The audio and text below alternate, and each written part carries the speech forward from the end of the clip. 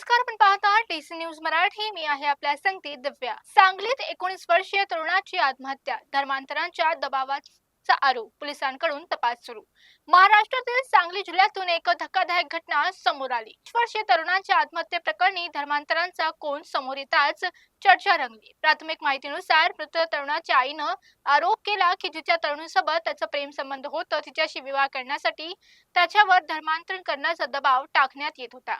या प्रकरणात मृत तरुणीची ओळख दुर्वाक शेवाळे अशी झाली आहे. प्रकरणात मृत तरुणाचा ओळख दुर्वाक शेवाळे अशी झाली आहे. 25 जून रोजी तो आपल्या घरातील खोलीत मृत अवस्थेत आढळला. त्याची आई भारती शेवाळे यांनी पोलिसांकडे दिलेल्या तक्रारीत म्हटलं की धर्मांतरांच्या दबावामुळेच मुलानं टोकाचं पाऊल उचललं.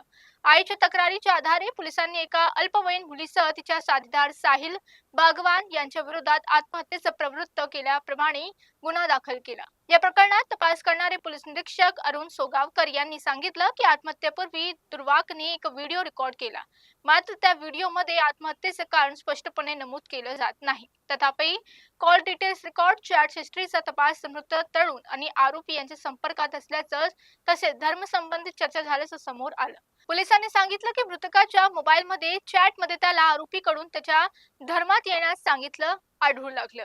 या संपूर्ण प्रकरणाचा अधिक तपास सुरू आहे. पाहत रहा डीसी न्यूज इंडिया. थांबूया इथेच.